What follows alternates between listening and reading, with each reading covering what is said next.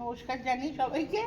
ওটা জনগণেরই কথা, তারা বলেছেন নিশ্চয়ই যাহার হটে তাহা তো কত বটেই, তাহা তো কত বটেই। কারণ আমাকে তো আমি একটা কথা বলতে চাই, আমরা আমাদের পেটে অল্প বিস্তর শিক্ষা আছে, হয়তো বিরাট ডিগ্রি নেই আমাদের, কিন্তু কাউকে ডাইরেক্ট আমরা ইস্যু ভিত্তিক আমরা কথা বলবো, মানে যারা বিপরীত মানে বিরোধী দল আছেন, কিন্তু কখনো আমরা ডাইরেক্ট কাউকে ব্যক্তিগত আক্রমণ, নোংরা কথা দিয়ে এগুলো আমরা কিন্তু করতে চাই না।